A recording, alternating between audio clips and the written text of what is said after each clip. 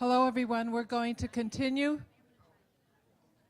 So those of you who are standing near the door, if you can direct people inside the multipurpose room, that would be great. Right before we broke up into the groups, you will remember that we had open mic, and we have one other person who had signed up who didn't get to speak. Usually we just pick a few at each meeting, but all of you are special, as you know. So Earl is going to come up here. Earl, state your name, what you're doing in life right now, and you got your 2 minutes. And then the facilitators from each breakout session, please be ready to come and report out as soon as Earl finishes, okay? Earl.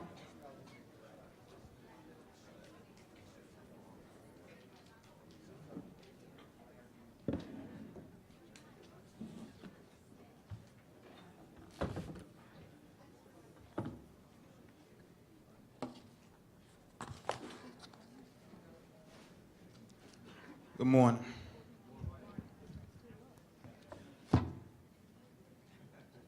Afternoon. My name is Earl.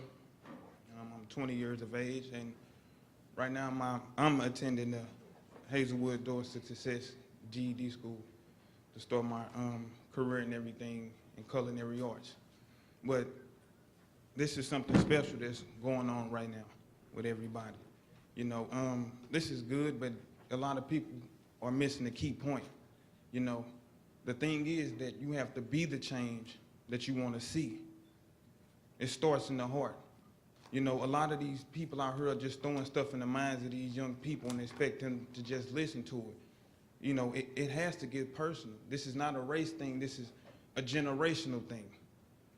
The same generation of doing the same old thing. But, you know, I would love to ask a lot of people, what are y'all going to do about it? With the parents and the leaders. You know, I'm no better than nobody or nothing like that. You know, we all simply human. But it's what you doing. You know, it starts at home. What are you teaching your kids? What are they learning? What are they looking at on TV? You know, I know you're not with them every time they go out into the community, but if those people did it with their kids, everybody would prosper in this, you know. And of course, you got to put God first in everything. All praise to the Most High. It starts with that in the heart. You got to get in tune. Look on the inside. What are you teaching your kids? Control what they looking at on TV. If you think it's bad, turn it off. You gave birth to them. They don't have to go through the same thing that you went through. If you want to see change, you got to be the change that you want to see. All praise to the Most High.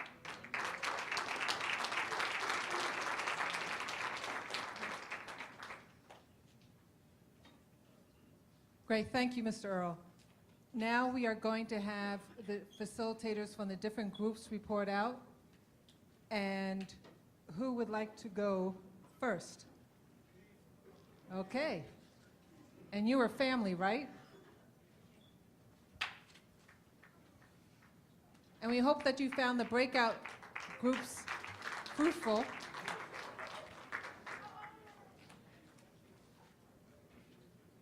You have a couple of minutes to report out. And you are family, right? And then who's the other family group from downstairs? Okay, great. So go ahead. All right.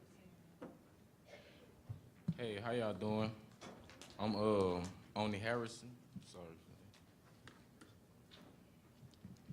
All right.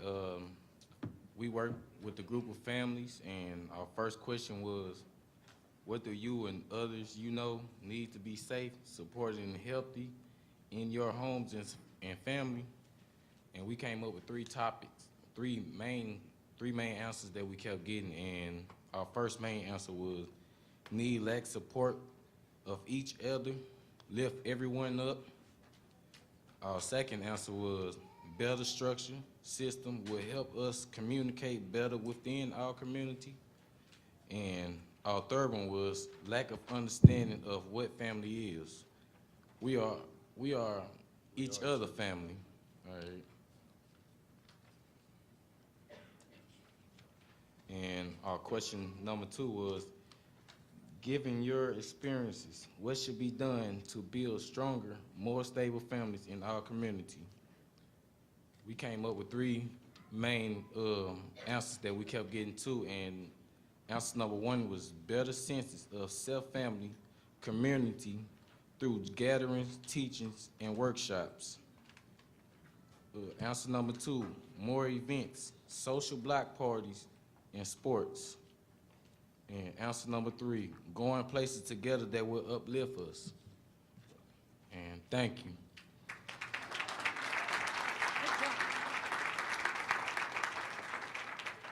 Thank you so much. Great job. Are you reporting out for the family group downstairs? Great.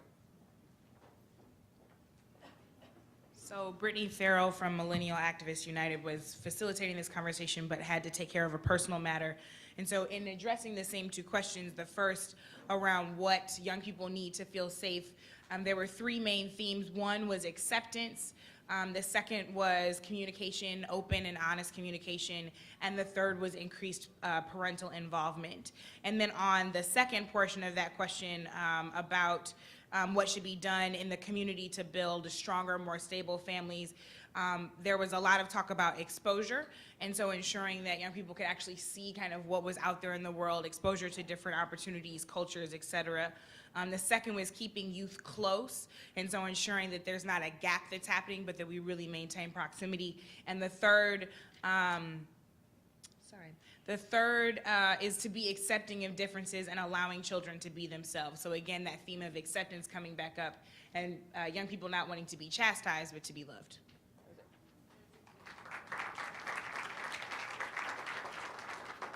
Thank you, Brittany. So from family, let's move to community. Where are the two facilitators from community? Okay.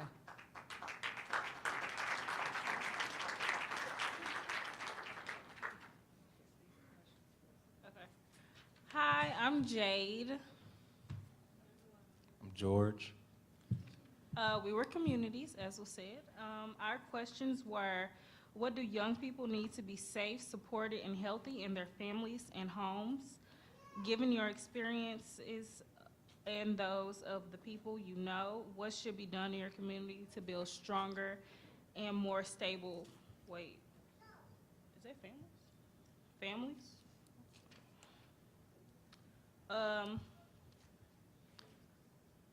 What do young people need to be successful in their communities, and what issues, how can you address those issues in the community? The highlights of ours were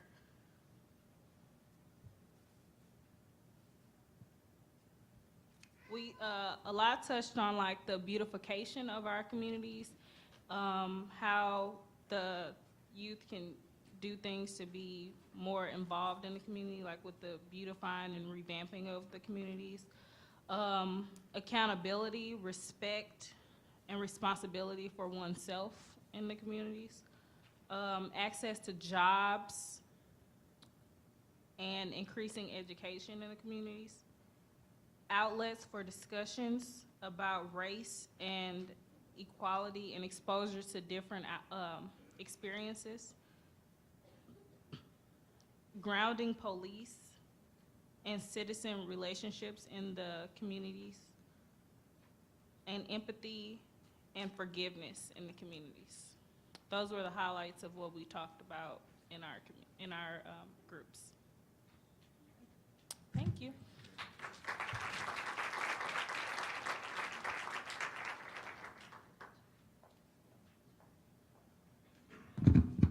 Good afternoon. My name is Adrienne Denson. I apologize that I'm the one to present for you, but my community partner had to leave early. She has work in the community, so she asked me to report for her. Regarding the question, what is needed to have a safer, healthier community, number one was better community and police relations. Our group wanted programs that encourage and empower young people, and they wanted positive and accurate news stories. With regard to community issues that were most important, education came up, but it was also teaching the community their rights. Also a lack of nightlife for teenagers, and again, media coverage came up. That came up a number of times in our group. And finally, what can be done? One was more activities for young people. They wanted the creation of a nightlife, and they wanted affordable options. The other thing with regard to police and community relations, they wanted social gatherings, perhaps lunch, something to include food. And they wanted the police to be more courteous, to smile, to wave, to speak. Someone said they thought it's almost like it was a crime for the police to be able to smile. So they wanted something so simple as courtesy. And they wanted perhaps the police to engage in some kind of community service as well. Thank you. Media coverage. Yes, so they said a lot of times the media, they only present what bleeds, or if someone is acting up or speaking out or something in a negative way, they only cover the negative. So they wanted the media to cover the positive as well. They said a lot of people are out there peacefully protesting. That doesn't make the news. And so they wanted that to be included as well.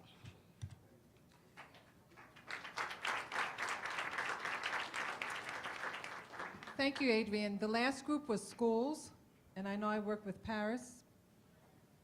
There you are, Paris. And then who's the other person who will report out for the group downstairs on schools? Okay, they had to leave, so Paris, just. Hello, good afternoon. My name is Paris Nathan. I'm a junior at McClure High School, and I'm with the Ferguson Youth Initiative. And I was the youth facilitator for the schools discussion. And I first just want to say that everyone that participated, it was really nice to hear everyone's views, because I heard a lot of things that I've never heard before. And that was just really nice and very insightful. And so thank you for everyone that participated. Give yourselves a hand. So one of the big things we talked about in the first group was race, and we stayed really within that topic, and that a lot of students felt that in the school they didn't have, that safe, open environment to express how they felt what did happen in August, and that we need to have an outlet for students to be able to express their opinions, because when you're out in the world, you have to, you can't just sit there mute. You have to. People are going to ask you what you think about things. And in relation to that, we talked about teachers not being really engaged in students. Like, they just come, clock in, clock out, get their paycheck, don't really care what happens to the student, whether in school or even when they leave school. And that's important because, the teacher is there, and you want to, you think of teacher as a role model, and you want to have that person that you can talk to and have a safe and trusting adult. And then in terms of how the school can be supported in the community, we talked about community centers and having more after-school activities, because unfortunately, there are some students that aren't comfortable in their home environment, and school is their only outlet, and so they need that type of center or activity to keep them occupied, so they can, feel like they're making a positive change in their own lives. And along with that, we talked about work and study programs, that some students do have to choose between going to school or working, and that there should be more programs and services where students can work and at the same time study, so they can prepare themselves to be independent by working, but then at the same time educate themselves for the future. And last thing that we talked about in our last group was students need to ask for things, because even though teachers sometimes, they state the obvious, but there are some things that aren't obvious, and students have to make those known, because not everyone thinks the same way, and everyone has a different perspective. So if students don't ask for it, they're not necessarily going to get what they need or even what they want. So if you don't do that, then you're not really helping yourself in the first place. And you have to help yourself before you can expect anyone else to help you. Thank you.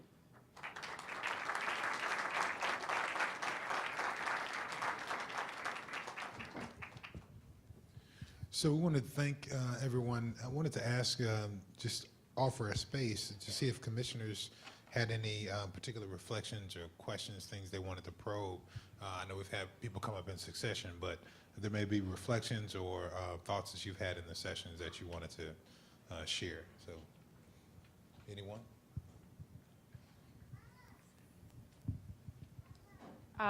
I sat in particular, I'm thinking about the first session I sat in, which was about community. And I think it was just reported out. And in these words, it is empathy and forgiveness.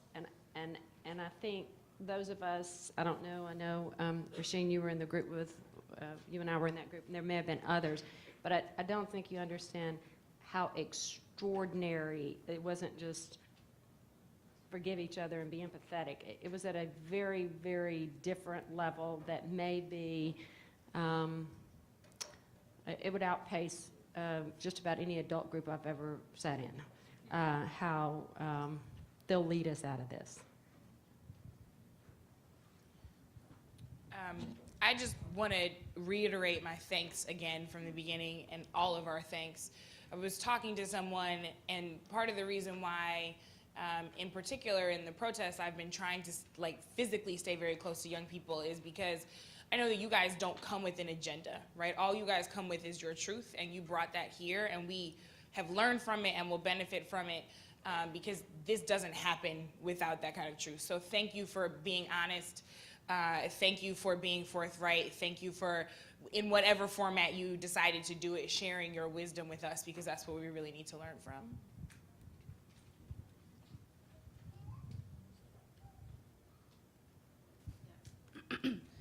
I just turned 40.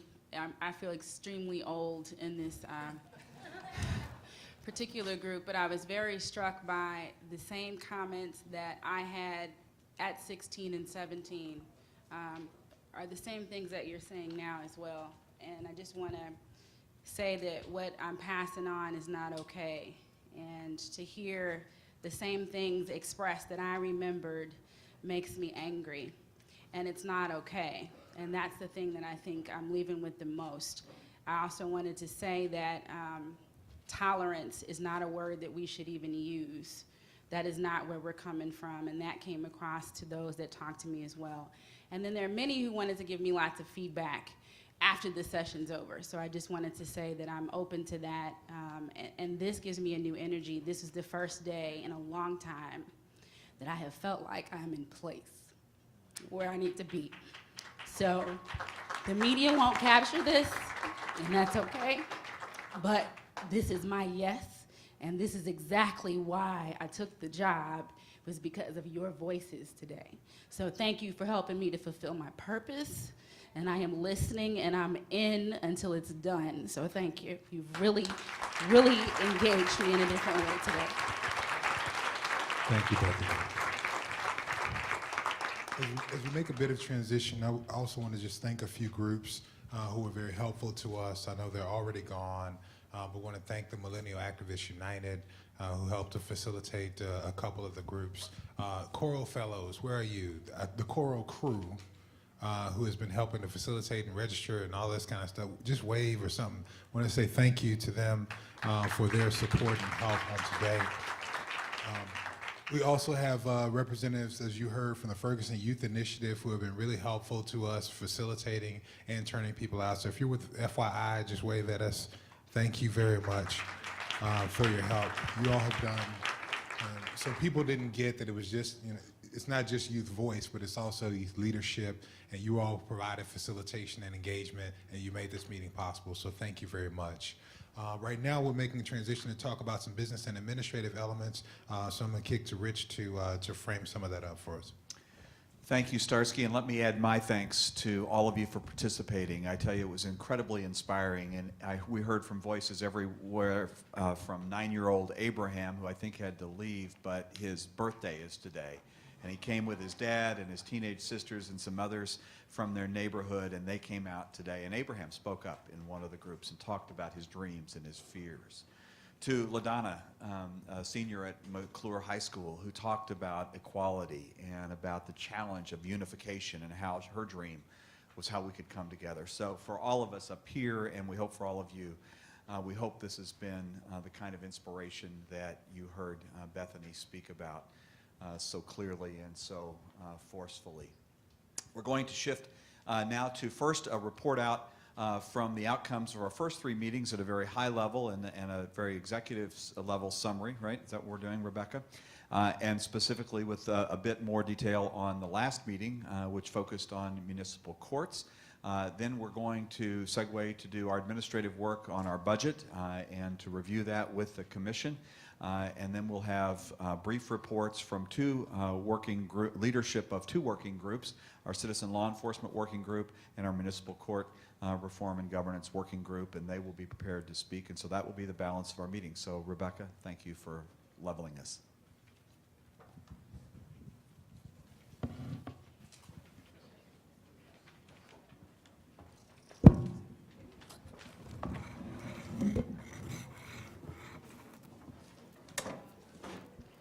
So young people, we invite you, certainly if you are interested, to listen to the administrative workings of the commission and hear where we have been. But we also understand if you have other commitments on your Saturday. So we welcome you to do what is best for you, recognizing that we enjoy staying in community with you, but also wanting you to have the opportunity to explore other activities for the day if you need to do so.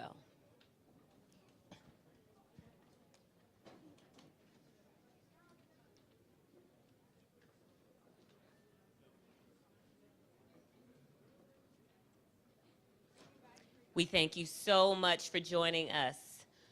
We could not have done this day without you. Yes. And we intend to stay in relationship with you.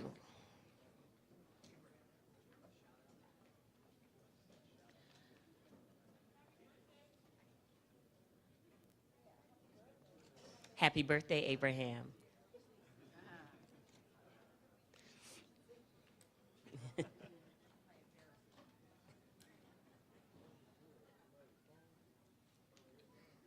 We'll give another 15 seconds or so for transition.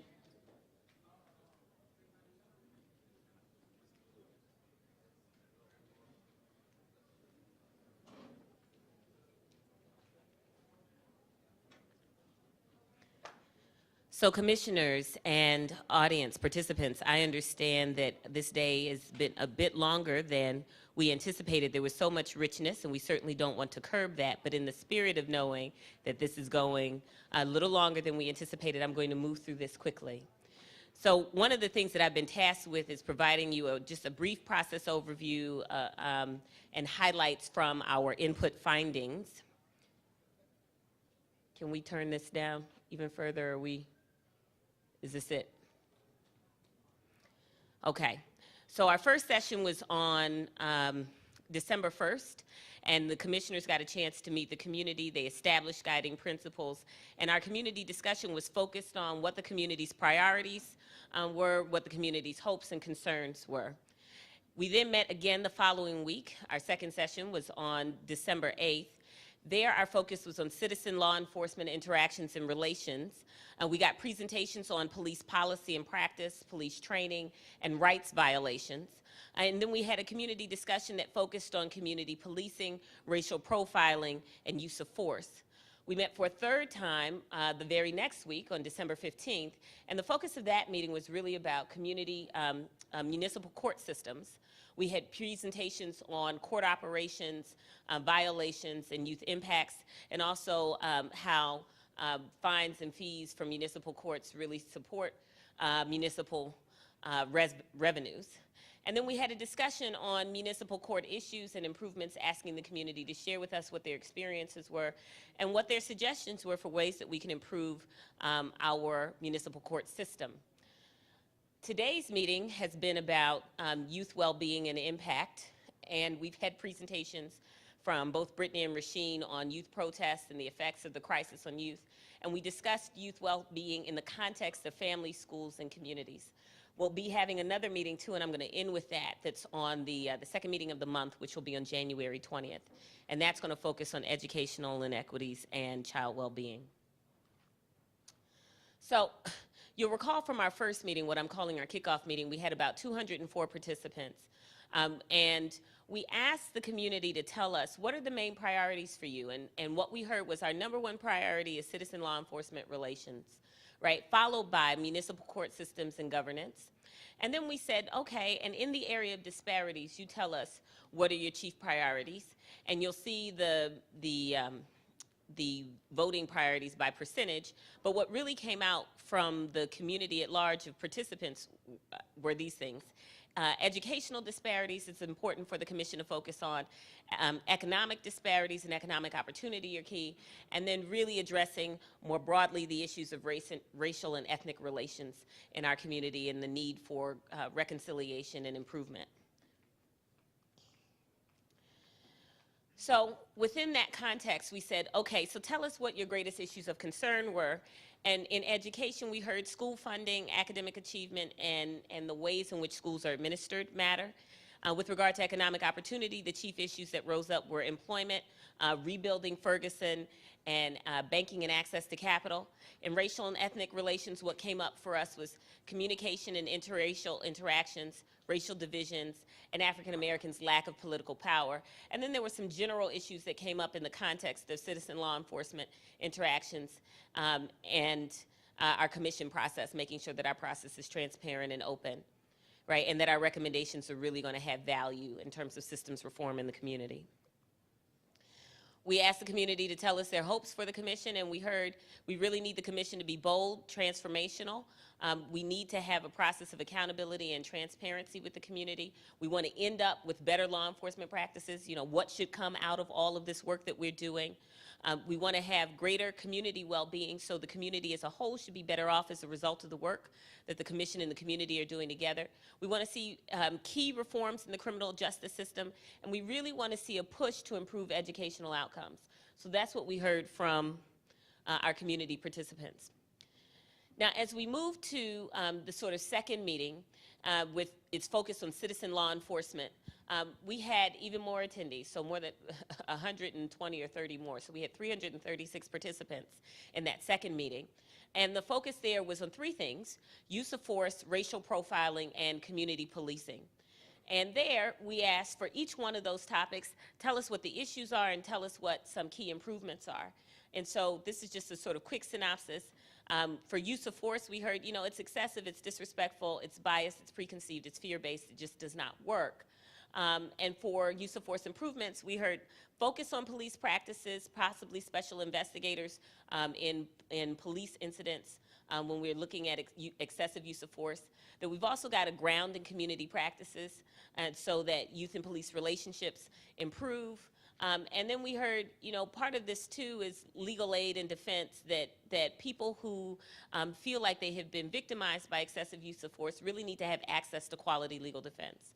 And what's that look like, especially for poor communities? And so it becomes important for us to focus there. In terms of racial profiling, the issues that came up were that, you know, it is not uncommon. In fact, it is a widespread practice. It has economic impacts because people who are unfairly detained, arrested, and those sorts of things, it has consequences to their ability to maintain their livelihoods and well-being.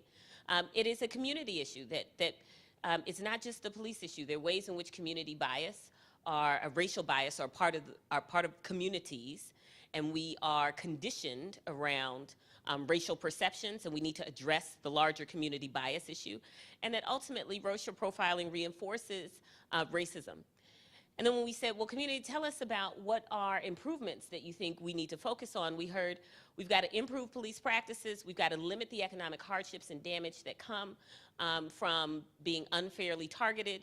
We have to increase police screening and training so that our officers have the tools that they need to be able to make better kinds of choices. We've got to enforce the existing law. Missouri has racial profiling laws in the books, so we have to do a better job of enforcing them, and we really have to address the issue of broad, widespread community bias.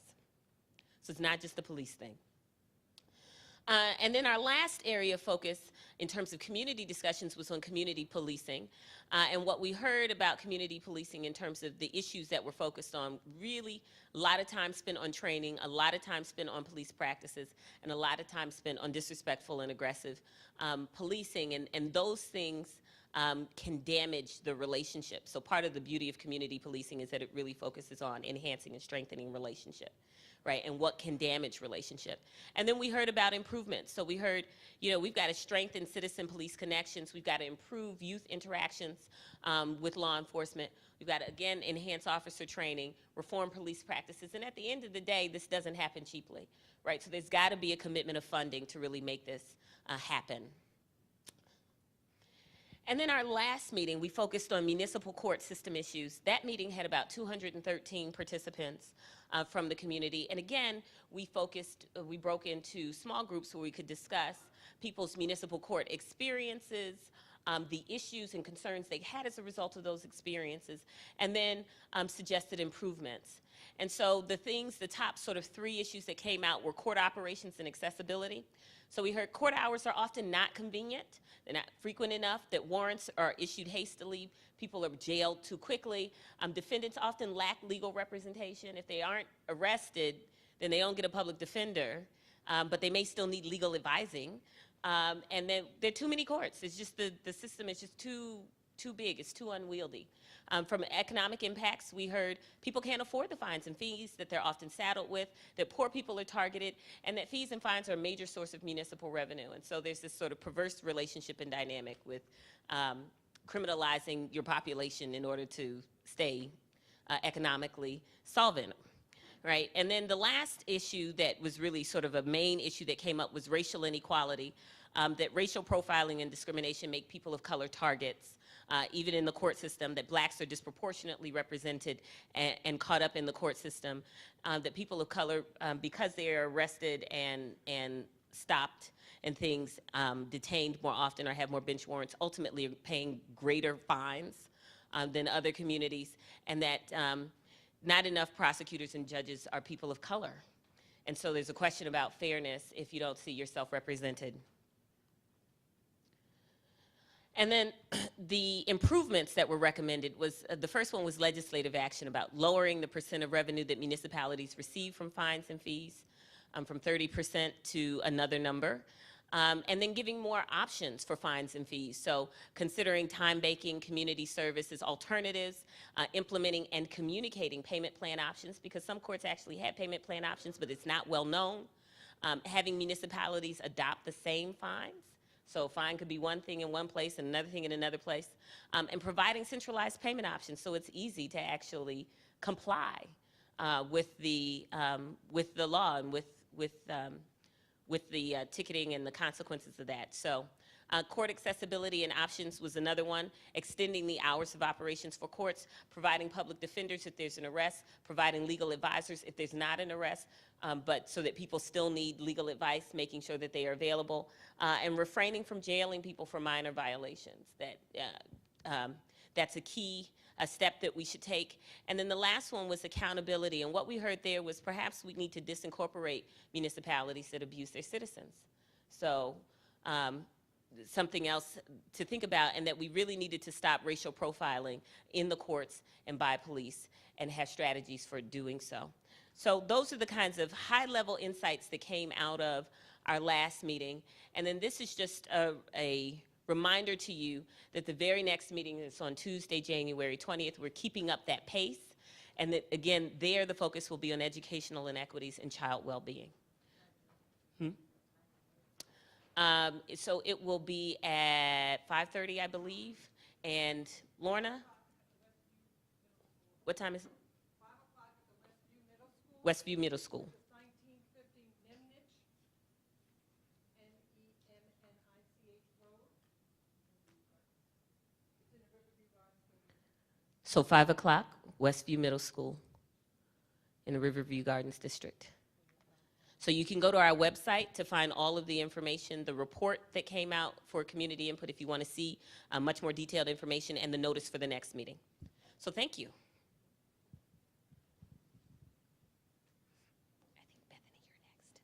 So I'm going to turn it over to Bethany, who will be presenting to the commission next. Just wanted to give a bit of context. So the next thing we'll be presenting on our agenda is our budget for the commission's work. And again, this is one of the things that we wanted to make sure that our managing director, who comes on officially this week on January 15th, has the opportunity to give input on.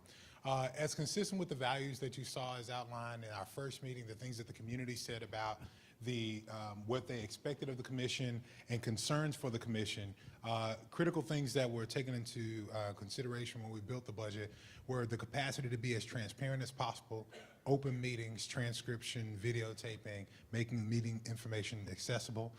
Number two, independence. So you will see that the budget builds and constructs a staffing structure that is independent of any governmental sources, of any governmental assets as far as staffing is concerned, so that we may be actually independent and follow where the community guides us and where our research guides us as far as policy solutions or recommendations may need to go. And finally, robust community engagement. So you will see that it's built into the budget a significant amount of capacity so that we continue to have meetings publicly. All meetings are public, and so we can continue to do this listening. So in as much as we heard those community concerns in that December 1st meeting, we constructed a budget to be responsive to that. The other thing that we did, so responsive to these issues of transparency, community engagement, and independence. The other thing that we did was had the opportunity to benchmark against commissions that are like this one that come out of similar circumstances. So we looked at anything from the Macomb Commission to the Cincinnati Better Together group to the Kerner Commission in order to benchmark where these resources are allocated and how they may lie. And what the calibration of our support is. And what we found and what we've constructed is that we have constructed a budget for the length of time that we'll be gathered in this work, and the way that we're going about it, it is not only competitive, but it's also a fraction of what some of those dollars would have been, particularly in inflation-adjusted dollars to come into where we are. So we're pleased at the work that's gone into it. We thank Bethany for the eyes that she's been able to put on it, and those who have been helpful in wrapping our heads around it and providing additional support so that we could keep it as low as it is. So thank you. Just three quick additional points to build on what Starsky has said. And we're going to have the commission stay here so they can see the PowerPoint presentation, and then we go to the discussion and the report outs of the groups. We'll move back up here. But the first thing I'd say is that the revenue sources you will see is a mix of private and public funding. Almost a third is anticipated to come from private sources, which reflects the community and particularly foundation interest in this work, and we expect that that will be significant and important. And while not all of the revenues are in, we do see paths and anticipation of where the sources will come from under each sector. Secondly, I would, building on the values discussion, we're committed to do this right. And to do this right takes resources. If you're going to be independent, if you're going to bring the best minds and have the best research and have extraordinary and robust community engagement, you have to do that with investment. It just doesn't happen. These meetings don't just happen. There are costs to them. So we're committed as a commission. We're certainly committed as commission leadership to do this right and to make sure that we give it the resourcing that it's needed because of the third point, and that is these problems are very complex and very difficult. They didn't occur overnight. They're not going to be solved overnight. And so if we're going to be resolute about this as a community, we have to be resolute about funding this and doing this right because existing structures and existing institutions haven't resolved these matters, or we wouldn't be here. So those are my three opening comments, and I would echo Starsky's gratitude to Bethany for the work she's done on this. So with that, we will ask you to make the presentation, Bethany. Absolutely. Thank you, Rich and Starsky, and to the commission. I'll direct everyone's attention to the front screen as I go through the slides. This first one, an investment in the region. Just a reiteration of our charge. We are charged to engage all voices and inform the community in real time through community meetings, data, and outreach. Produce a thorough and wide-ranging and unflinching report, straight from our charge statement, that has to be actionable and focused on the root causes of the unrest set in motion by the events of August 9th in Ferguson. And third, our charge is to do two things: elevate awareness of the issues that we're talking about in the tale of two cities we heard earlier, and mobilize for action to address inequities, disparity, particularly a lot of momentum around racial and ethnic relations in the region. The values have already been echoed, but again, part of the budget process, and I'm really happy to see young people staying for this session, you always want to follow the money. That tells you a lot about what's happening, and so transparency is very important. Therefore, this detail that we're going into is so that you know how to ask great questions, and so you know where the money is coming from and where it's going. Accountability, civic engagement, and sustainability are also values that we uphold, and this is part of how we present those values to you. So what will it take to meet this charge due September 15th? And we're doing it in the process. One, it's already been mentioned, independence and continuity. When you have staff that are independently working, they also go in between meetings to make sure that all the input, all the feedback, all the sessions, the art, the poetry works together to be able to produce a final product that is worth the caliber of the discussion that we're having. Number two, a blending of public and private funds at the total amount of $1.475 million. Is what has been committed that Rich and Starsky alluded to earlier. It also takes financial investment. So on the expense side, $1.36 million, which is about 62 cents per individual in the region. That's how much that would break down to. It also will take qualified individuals who work full-time, more than full-time, that's a relative word now, at an accelerated pace in two ways: to get loaned executives to this work and to hire staff for this work. And there has been and will continue to be significant in-kind, professional, and volunteer services. So this is what we feel it will take to make this happen. We want to let you know in terms of transparency that this is a responsible budget, as has been alluded to earlier. An independent local civic organization has benchmarked the salaries, and those salaries within the nonprofit labor market are falling between that midpoint and some positions even low to midpoint. So this is consistent with that. Second, we've also budgeted against the comparable commissions. There'll be a slide to go into more detail so that you can see that. And overall, our budgets are less than or comparable to other commissions. I want to show you now this pie chart of how the money is broken down. We'll see salaries and benefits, professional fees, operations, community engagement, and research and reporting. So within those numbers, just to break down a little bit more specifically, in the salary and benefits line, those are 5.33 FTEs that are the managing director, the assistant director, the senior PR community relations director, or senior PR communications director, senior policy and research director, 2 work group managers for those teams that we will be engaging, and a civic engagement specialist, including benefits. For professional fees, this includes audit. We want to make sure that we are transparent about how the money is spent, so we have budgeted for an audit, for legal support, for communications and other consultant resources. In terms of operations, which is the back end of what we have to do, you have telecommunications, copying, equipment rental, mileage, technology, and fees for hosting, modifying, and updating our website. Next is community engagement, and this is the most critical part of the work that we're responding to. This includes the cost of commission meetings. 3 meetings in 2014 were at $13,600. And moving forward, we're able to have these meetings at a reduced cost in 2015 at $9,500 per meeting. This includes the AV costs, transcription, rental, copying, videotaping, and security.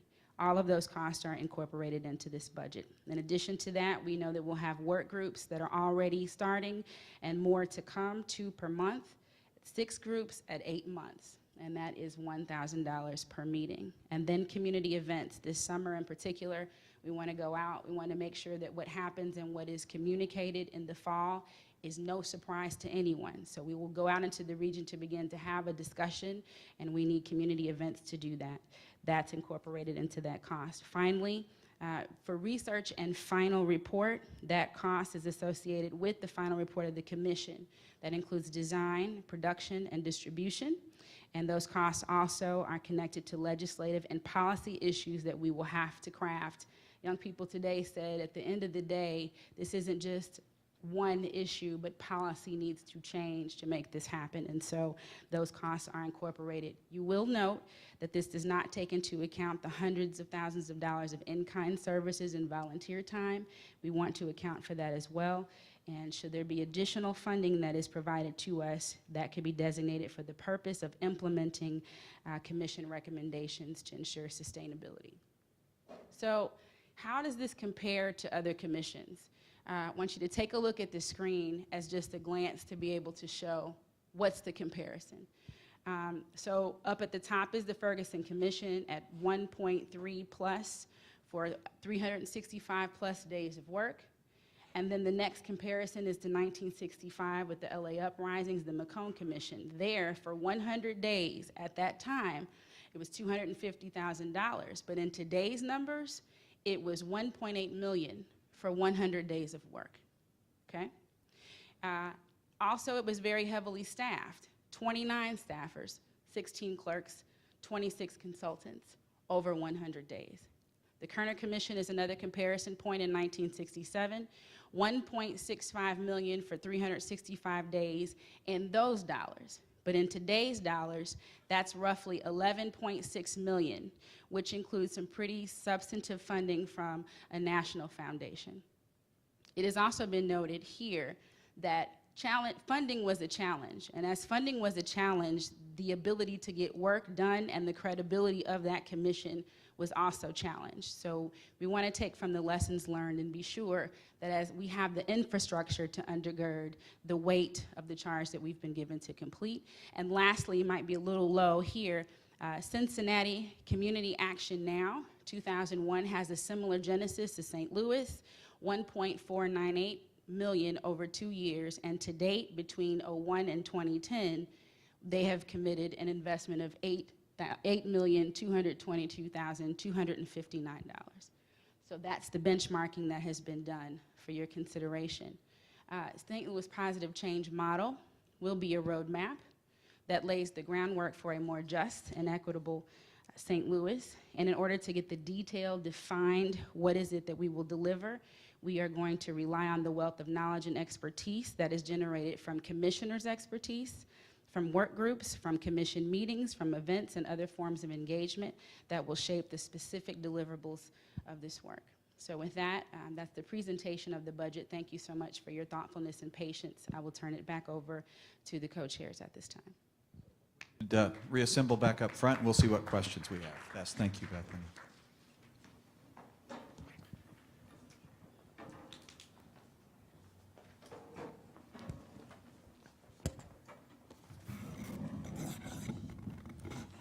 So to follow proper procedure, let me ask first for a motion to adopt this budget, to get it on the floor, and then I need a second, and then we will open for discussion and any questions of Bethany from the commissioners.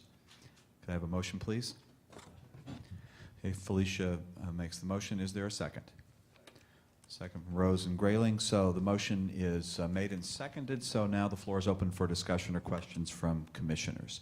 I will say you all have had a chance to review this in draft form. You've had an opportunity to pose questions one-on-one to Bethany or to the co-chairs. In addition, this material is now public record with it being proposed to the commission, so it is on the website or will be very shortly. If it's not in more detail even than Bethany presented it, the same detail presented to you all in the summary form. So we're happy now to open the floor for discussion. Please get a microphone so the public can hear you if you have a question or a comment.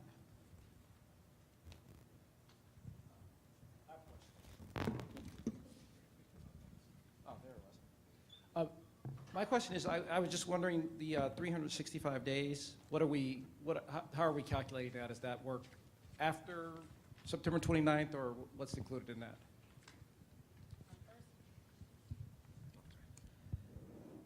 November was when we began the commission. The specific date was I want to say the 17th. So going back from that time until our charge is complete was about 1 year's time. The budget also allows for keeping on some critical key staff through December 31. So that would be even, so as you talk about plus, that would consider this entire calendar year. So while the report will come out September 15, we recognize that there'll be work of translation, communication, and implementation that would need to go through at least through the end of the year. So there's allowance for that.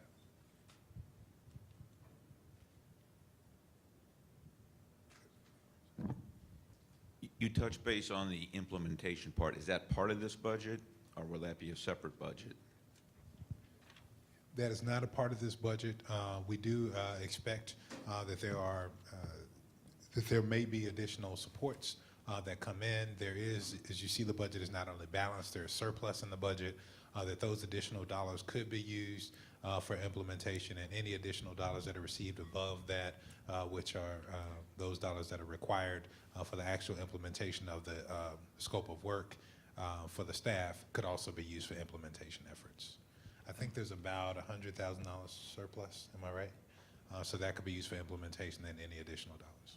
Thank you for the question, Scott. Certainly from Starsky's and my perspective, and literally from the first time we began talking about this, we began talking about implementation and translation. This is a critical part of our work, what happens after the report is done. And so I think the commission in total, and some commissioners individually, will be spending a lot of time thinking about this, thinking about structure, about process, about accountability, about metrics, about how you build into this process an ongoing focus on the issues raised out of the Ferguson Commission report.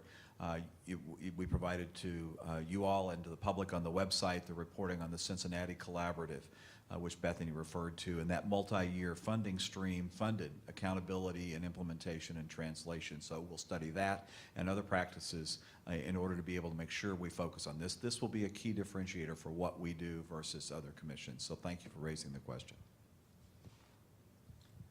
Felicia. Thank you. I just had a question in terms of staffing. Do we have a timeline for when you believe you may have the benefit of a staff? So I come on the 15th, and my first goal is to begin to design the job descriptions to boast those job descriptions that are available online at ST Lewis, wrong organization, that's IHN, STLpositivechange.org, still in transition, to begin that process as soon as possible because we need the staffing on board. So it's coming soon. Thank you.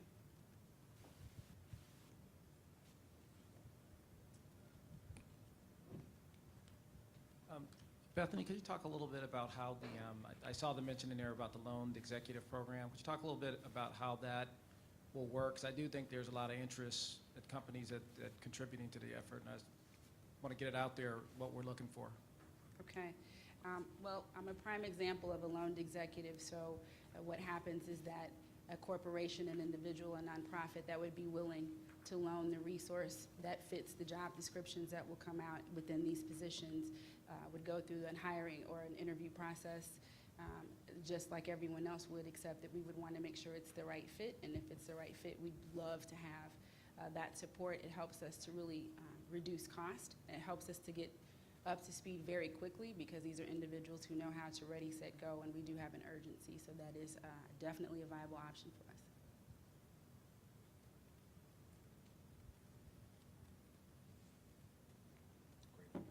This is just a comment. I like how the budget aligns with the commission's charge and also the commission's values. And I particularly like the slide that refers to how this budget compares to other commissions in the past and how you've translated it into real dollars. So I commend you for that.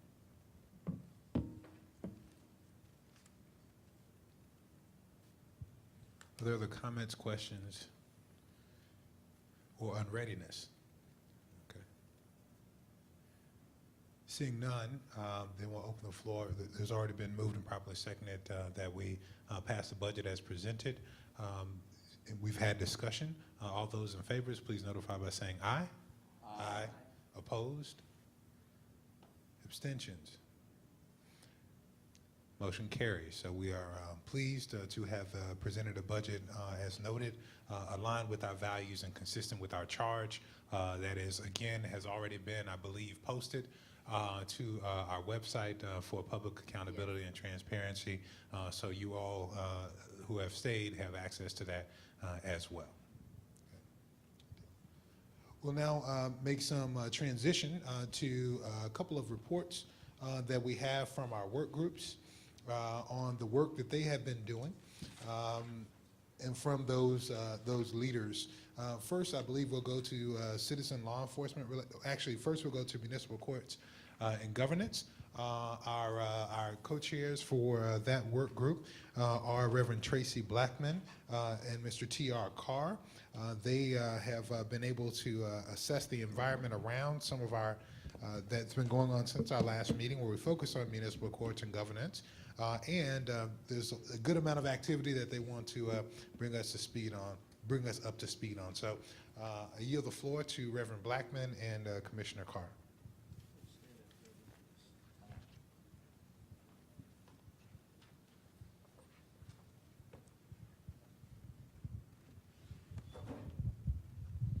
Our committee initially met this last week for the first time. We're ramping up. We have a lot of information. We have a lot more committee meetings to schedule. One thing that we will say, this is just, we've decided to move forward in an attitude of fact-finding to discover some facts and information to present that to the commission. And we'll be continuing to meet with individuals that are involved in the area of municipal courts, as well as public that's impacted by the municipal court. First thing we'll say is I'm not a lawyer. I don't play one on television, so again, don't hold me accountable for every legal statement that I made. One thing we will say is that the issue of municipal courts, as we heard last time, is complex. It's involved. There are, in fact, 82 municipal courts in St. Louis County. 3 of those municipal courts are operated by St. Louis County. One in the north, one in the mid-county, one in South County. 79 municipal courts are in fact operated by cities. Now remember that we have some 90-odd cities in St. Louis County. The nature of court cases is complex, and it can be potentially confusing. The question that was raised at our last one is, are municipal courts are they criminal or are they civil? Well, it's fairly complex. On one hand, municipal courts are in fact civil. Remember that cities are incorporated. Every time we have a city, it's incorporated, and therefore it's an entity, and a fine owed to a entity is a civil matter. At the same time, courts are quasi-criminal. The language in a number of Missouri Supreme Court cases has affirmed the quasi-criminal nature of municipal courts. Traffic violations, for example, are in fact criminal proceedings. We would note that cities cannot sentence individuals to jail. Cities cannot sentence individuals less than 17 to jail. Cities can hold you for a day in a facility, but criminal cases are transferred from municipalities to St. Louis County. The jail is in Clayton. They pay about $50 a day when somebody is moved to Clayton. The confusion, this is where it gets kind of interesting. Understand, I'm a faculty member. I teach American government. I've done all this stuff. It goes back to William Blackstone's commentaries on the laws of England.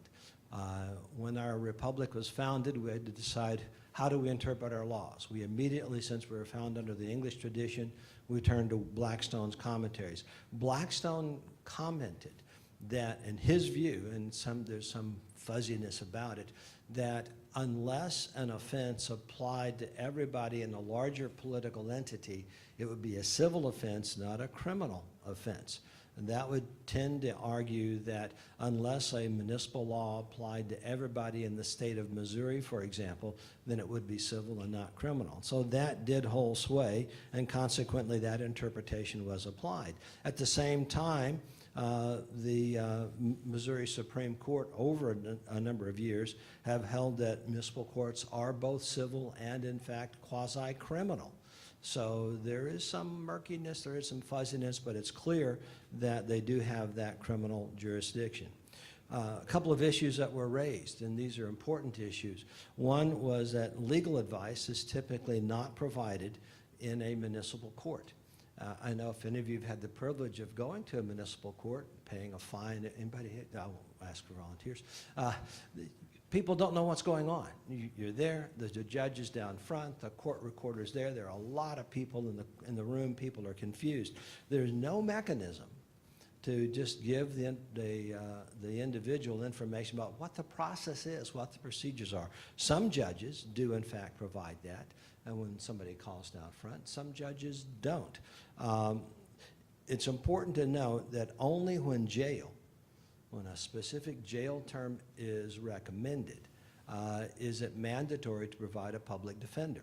And since municipal courts do not typically deal with jail sentences, it's not required that they provide a public defender. Now, we have met with a municipal judge, Frank Vatterott, who serves as a judge for a number of municipalities.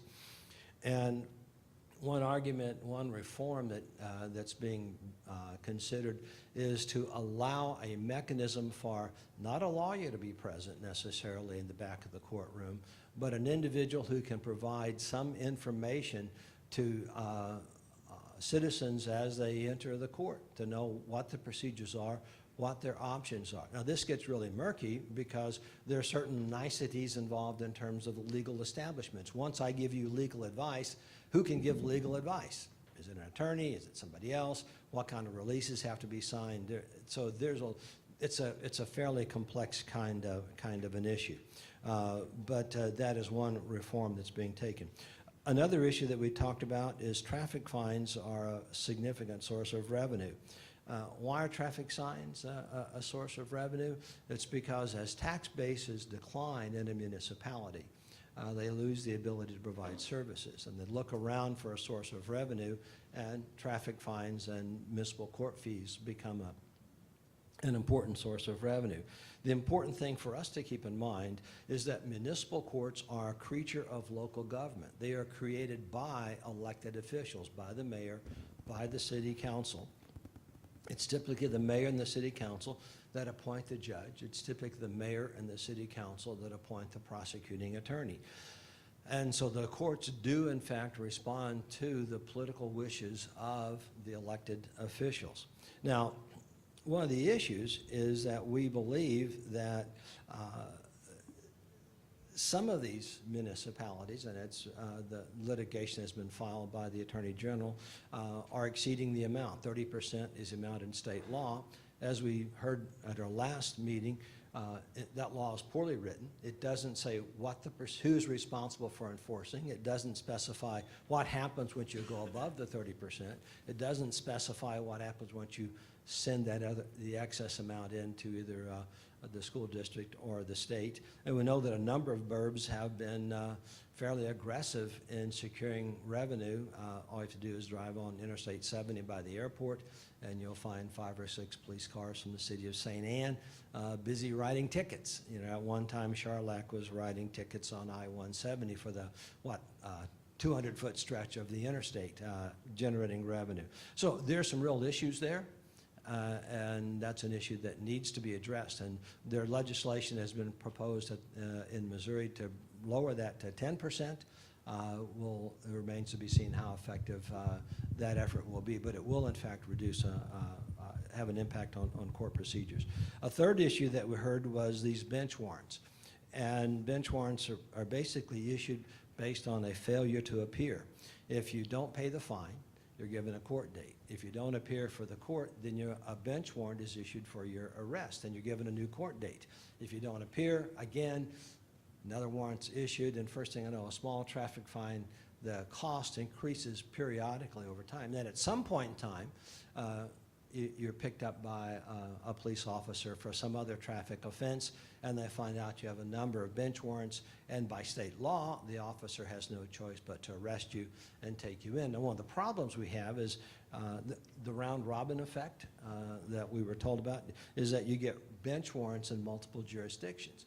And then once they take you in, then you have to go to all these different jurisdictions. It creates, it's really unreasonable, and it is really, in our belief, my belief, I believe yours as well, I don't speak, is that it's an unfair. it's an unfair round robin. There needs to be some mechanism to deal with that round robin. There has been some efforts to create a compact between municipalities to reduce that round robin, but nothing has been done to date. One thing we would also say is that state court, municipal court costs are in fact defined by state law. They're pretty well laid out. Some of those fines must go to the state, a small portion, but there is some room for additional fines that municipalities can impose, and what you find is any number of municipalities do in fact impose additional fines. There's lack of uniformity in some of these additional costs. There's lack of uniformity in traffic fines, and that creates some real issues. So the issues involves these court costs. Can there be a payment plan imposed? Can there be a mechanism for community service to overcome the issues related to bench warrants? What we would say is that the current Missouri law is 30% of operating revenue from traffic fines. It's kind of undefined as to exactly what you count in that 30%. There's some vagaries in the law. There are some vagaries in terms of enforcement, and we'll wait and see what happens with the 10%. One thing we would say is that municipal court structure is a creation of local government. Local government was created by the people, and they're maintained by the individual citizens. The local governments can be disincorporated by a vote of the residents. Now, what would be the impact on these local municipalities if the 10% cap is adopted by the state legislature? That remains to be seen. But we do know that it would impinge on the operating revenues for a number of states. I know Tracy has a comment about the issue of I can fines. do it. Yeah, a couple more. So I'm not a lawyer either, and I think sometimes that's helpful. What we found out is that whether or not they lower it to 10% or not, that there are a lot of municipalities that are out of compliance at 30%. And we know that because of the lawsuit that was filed, but we also know it because they have not been reporting annually as they're supposed to. My pushback on that is you cannot expect citizens to obey the law, and you don't obey the law. That's just how I feel about that. And so if at that 30% cutoff, the law says if you don't report annually, that you immediately lose your ability to operate in that function. And even though this lawsuit has been now brought into play here, that means that for a significant amount of time, many of these small municipalities were out of compliance with the law. They were breaking the law. I would like to see us push that issue because in my opinion, and I won't drag TR with me unless he comes willingly, in my opinion, every ticket that they issued while they were out of compliance, that money should be returned. I know that's drastic, but it just doesn't fly that you have a law and it's not written well and no one knows who's supposed to enforce it and no one knows how it's supposed to work, therefore we won't worry about it. That doesn't work. It doesn't work for regular citizens and it shouldn't work for government as well. And I suggest that if that money had to go back, some of this problem would go away because the reason they're doing it is because these municipalities cannot sustain themselves without that traffic money. And I suggest that if you cannot sustain yourself without that traffic money, then perhaps you don't need to be an independent municipality. And so I would like to see us, in the interest of transparency, look at that and call into question those that are involved in that. What TR has outlined for you is definitely some confusion and quagmires that we're going to have to get into as it pertains to the law, but it also points to the economic disparities that are in our neighborhoods and in our regions. Because in reality, if you can afford to go to a traffic court, if you can afford to get a lawyer, then some of this goes away for you immediately. And it's those who cannot afford those resources who end up filling up these municipal courtrooms when they are stopped. Something else that happened in our conversation with the judges that I want to bring out, even though it goes into another work group, it doesn't come into this work group, is the difference between what the police do and what the municipal court does. So sometimes when people are stopped, they don't get just one ticket, but they may get 6 tickets, or they may get 7 tickets, and then the judge has to deal with whatever comes into the courtroom around that. So even though we're dealing with these separately, they are intertwined, and I'm hoping as a commission, I understand that we don't have the power to change that, but we do have the power to call people on it. And I think that's what the community expects us to do. It's unacceptable. And if we have to live by the law as citizens, then they certainly have to live by the law if they're going to enforce it. Thank you. Why don't we open for questions from commissioners? You've got a very thorough discussion here, and I think you've raised some very interesting issues, and I know we are a bit over time, but this is important work. This is about action that we need to be taking and considering, and so I'm going to ask the indulgence of the commission to explore this and the citizen law enforcement in a bit more depth and not rush it unduly. So let me open the floor for questions. Rose?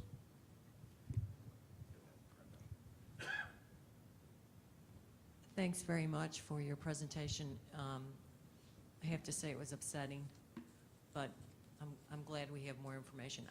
I need to know what the next steps are for the commission, because I agree that we do need to move forward on this, and I don't know whether or not it requires information or legal advice, or whether there are things that we can do within the parameter of the commission. What TR and I have discussed so far, again, we've only met once, and then we had a meeting with a municipal court judge who was gracious enough to grant us that time.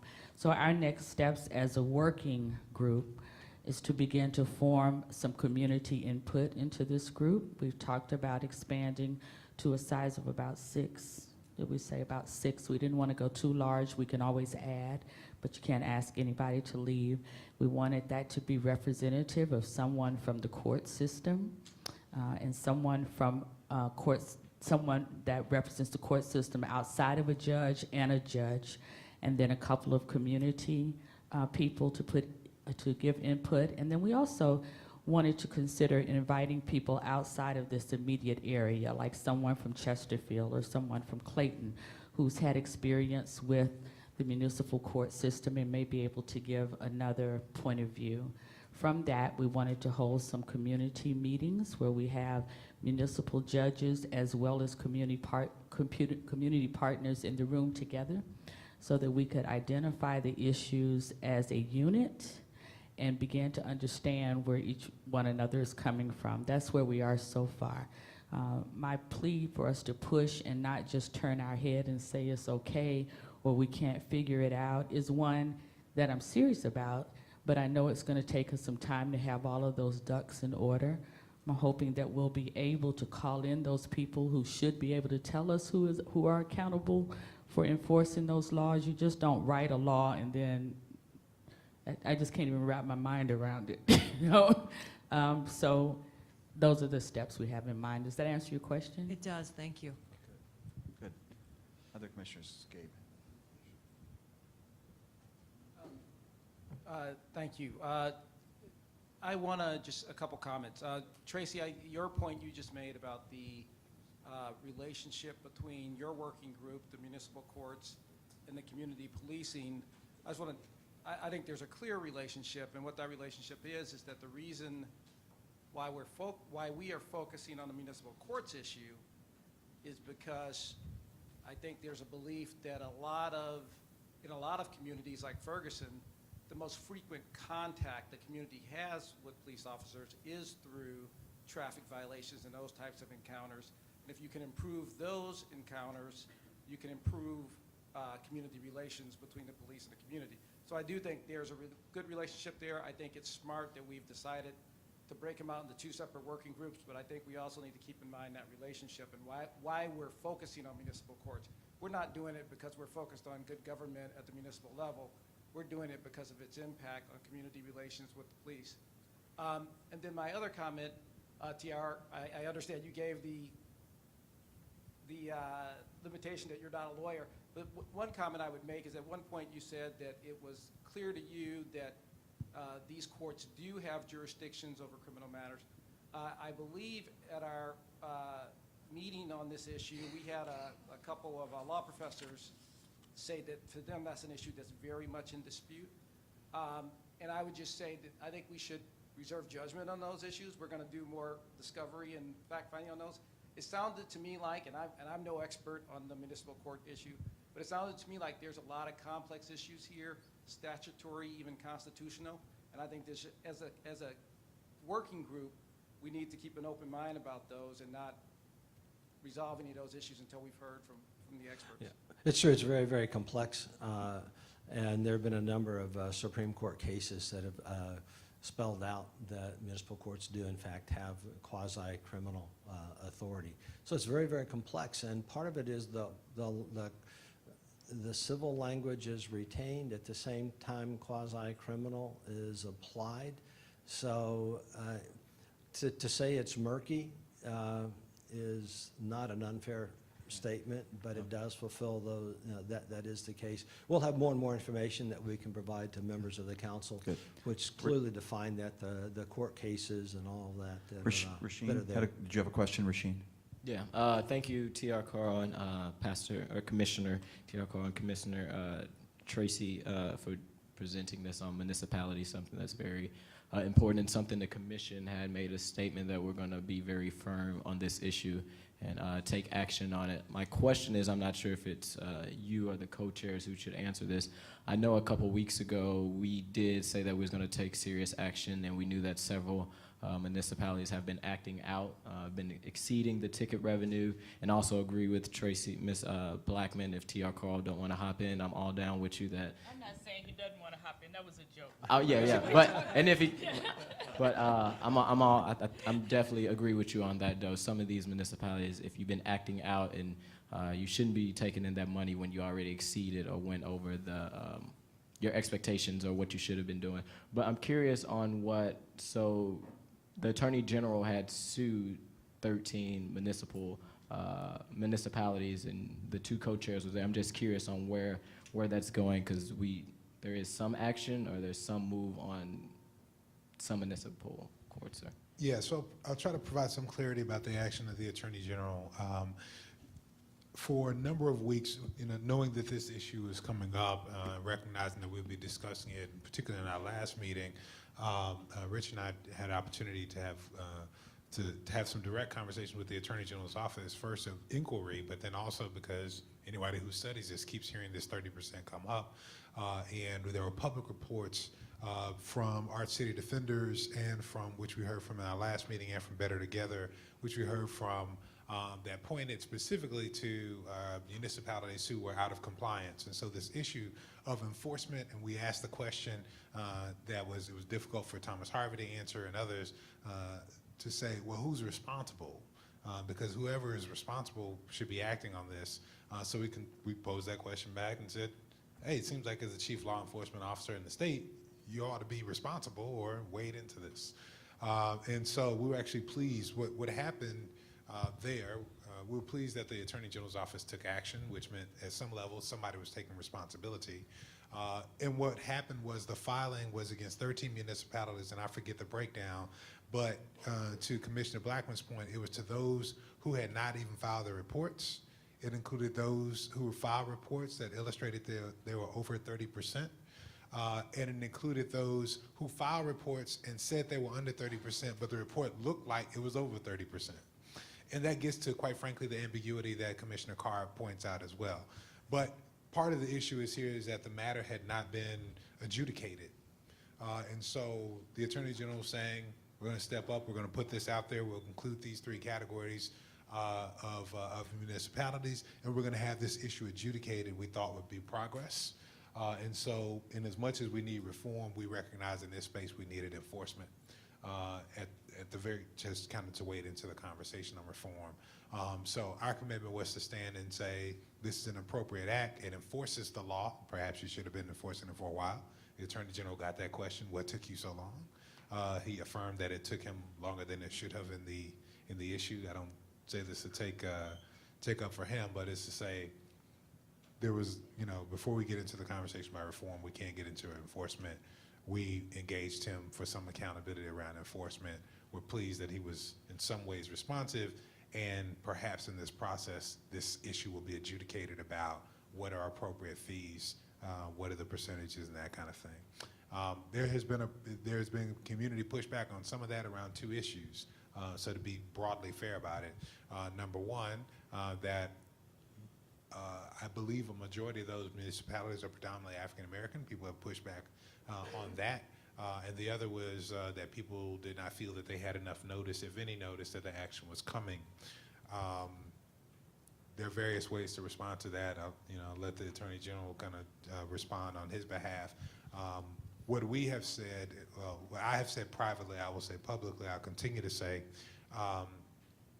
the matters responding to, we are very public about what we're discussing in these meetings. All the community is invited to these meetings and afforded opportunity to speak as appropriate. And so anyone who wanted to be a part of that or thought that we might be, community had noticed that we were looking at community at municipal courts. And we're very clear, and we've said from the beginning when we see things that seem to be actionable or conversations going on around policies, that we're not here just to fact find and study, but rather we need to weigh into the conversations. And so that was an act in that regard. And I would imagine there'll be other issues where we'll weigh in as well. So. Now, litigation really creates issues because even then, even if the courts rule against the municipalities, enforcement still remains in question. And we don't know. The law is in this case, the law is very vague. It doesn't say who enforces. I remember, I could defer to Gabe, what was the president said, the Chief Justice has made his ruling, now let him enforce it.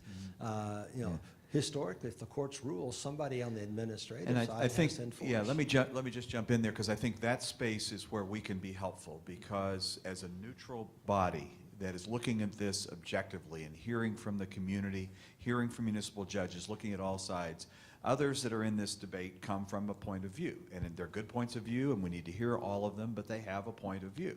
So I think you all have identified, I'm very pleased to hear you say, we need to focus on what happens, right? So what happens when, when the money goes away, and what goes in its place. And really, my view of public policy is you need to have good, objective bodies that can help the legislature, and the courts in this case, answer that question, because they're going to have great difficulty answering it. In fact, in our private conversations with the sponsor of the legislation that takes the 30% to 10%, he's asked for help.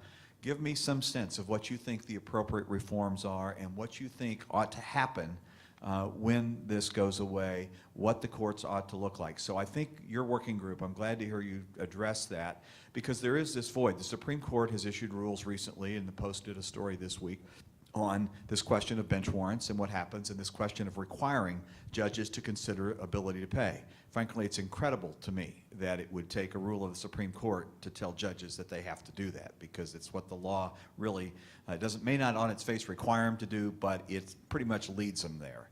So you have this void between now the Supreme Court has said we can go this far, the legislature is saying we need to act, and we have identified this void about what happens. So I think your working group can do a great service to move fairly urgently to the point of what happens when this goes away.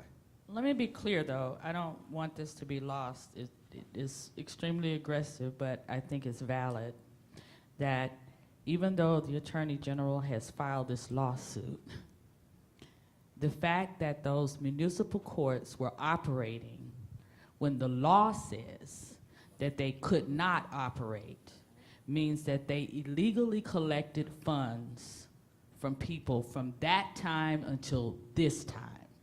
And I'm suggesting that even if that money had to be returned, whatever that looks like, that those municipal courts would be in danger of going away, which I'm saying might be a good thing.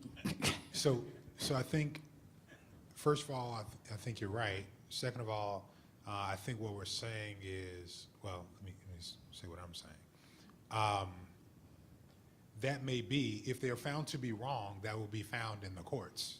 Mm-hmm. So the place to enter into that conversation would be perhaps a recommendation in the same space as we speak to executive authority, we speak to judicial authority to say that this should be this should be the outcome if they're found to be in violation.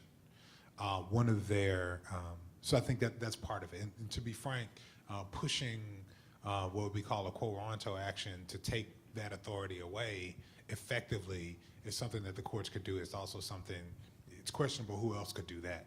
But this would be a step in that process. But the first thing is to say, yes, you were actually wrong, and to say there was some authority, so that would happen through the courts. The other is, I just wanted to be thoughtful in this same way about recommendations. And I say this for all of our work groups, and we'll all be on different work groups at different times. We have the capacity, and perhaps we're even called, to use this independent authority to dream and imagine what should be. But to be clear, to work to be as clear as possible about what those visions are. So if the clear vision is that courts should not be able to operate outside of the law, and we know that there will be some impact if they are caused not to operate that way, then part of the responsibility of our work groups is to construct a vision to bring back to the entire commission as to how it should operate. And so I think you're appropriately in this fact-finding space and place, considering the consequences. The key is not to allow the consequences that come from, quite frankly, entrenched constituencies to keep us from getting to the vision of a better municipal court system, municipal governance system perhaps, so that when we come back here, we're dreaming about what can be, not just caught in the consequences of reforming what is. So I think you're in that right place, and I just want to continue to encourage that we all think that way as we come back to this space. Thank you. Thank you. I would just like to make one comment. When we were talking about how the Municipal Court Working Group intersects with what's going on with police and community reform, and I know this is down the line, looking at what the consequences are, but should the enforcement require either one, a refund of the inappropriately collected revenue, or a drastic reduction in municipal revenue that impacts budgets to the point that the municipalities are not able to function? They may have to go away.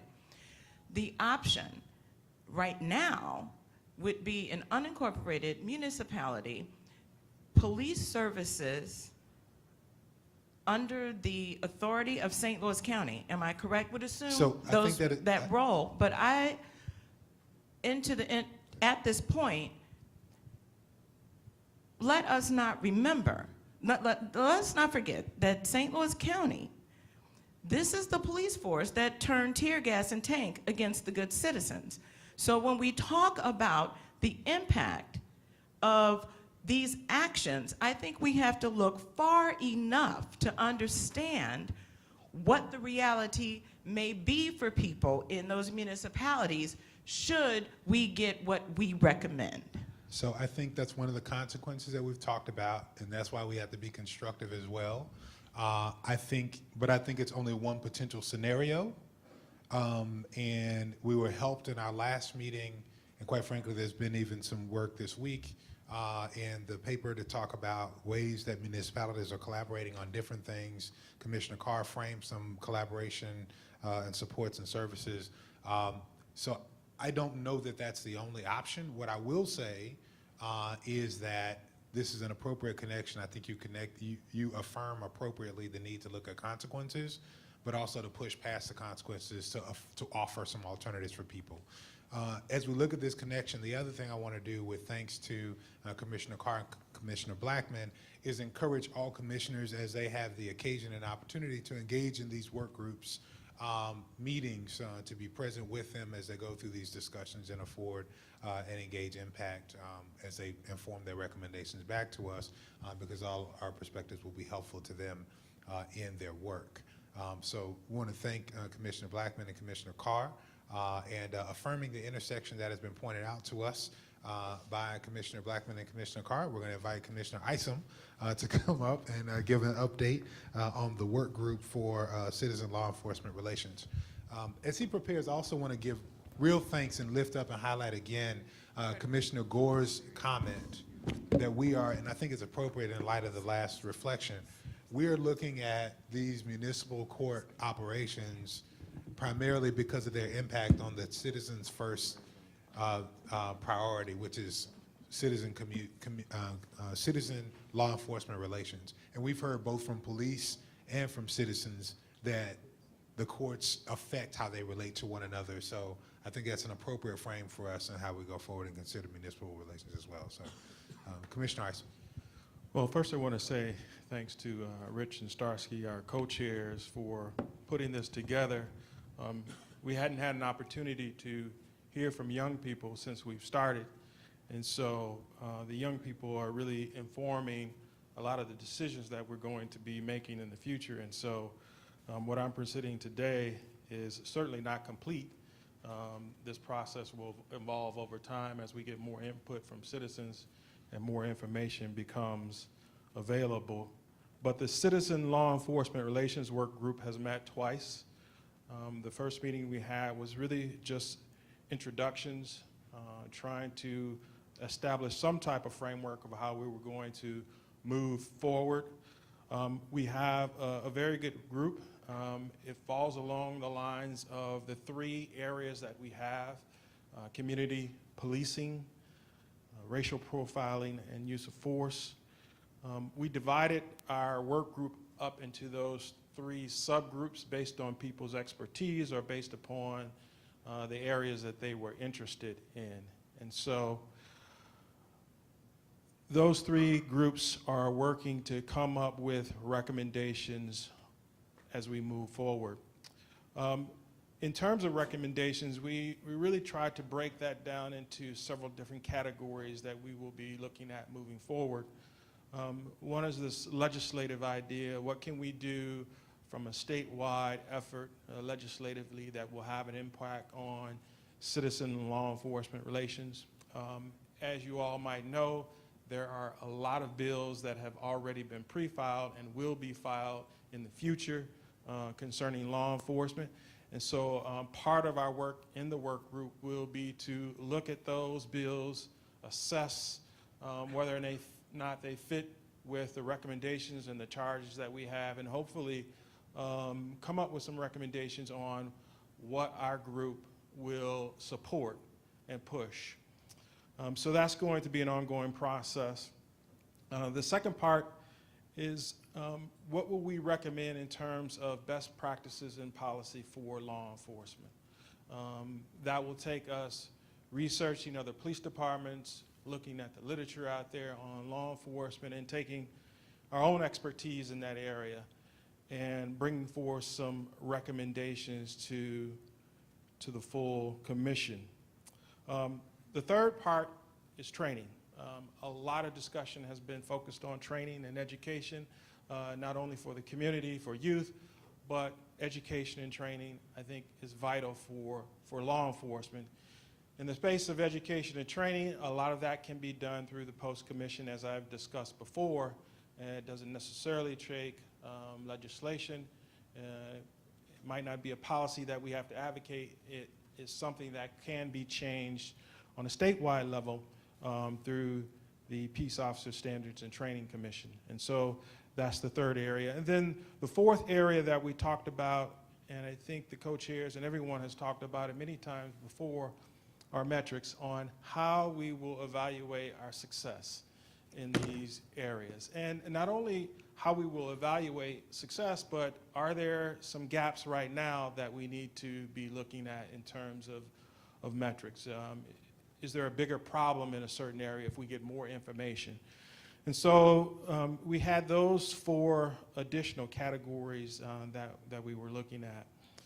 So some of the things that have come out of our work group meetings, which the last of which was January 2nd, when we sat down and talked.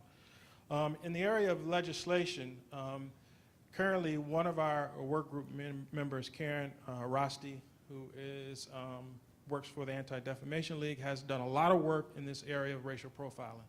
She has filed bills with the state on several occasions that have not moved forward, but she gives us a template in terms of our group in terms of moving forward. And so she has disseminated that legislation to the work group, and we're in the process of reviewing that.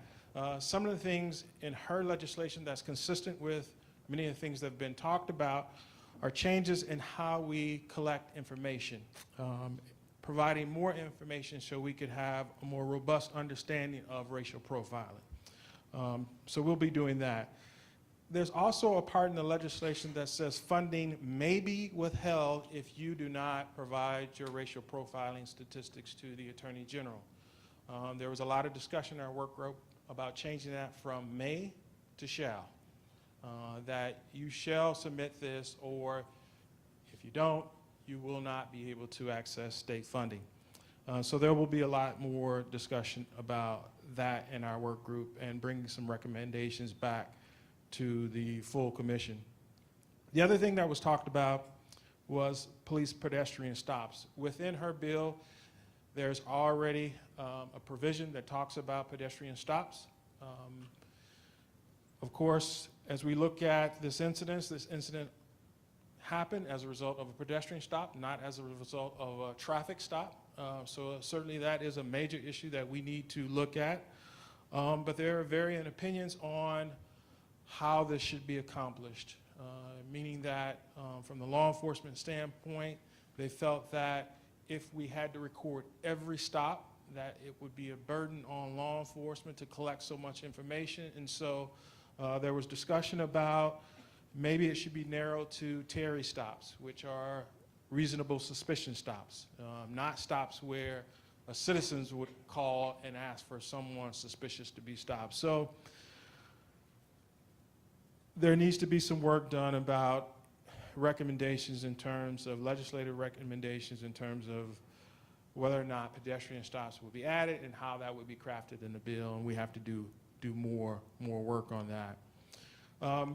It's come up that the Missouri statute on use of force for officers is outdated. I think everybody who has looked at it has recognized that it is. I will say that there are no law enforcement agencies who use that statute in their policies, but the fact is it is outdated. Most police departments are consistent with the Supreme Court ruling, Tennessee versus Garner, in their policies. But from the standpoint of making sure that our law is consistent and up to date, I think everybody was in agreement that that is something that we ought to advocate for, pushing for in terms of a change in state law. There are already some bills out there that are moving in that direction, and I don't think we're going to get a lot of pushback from that in any area.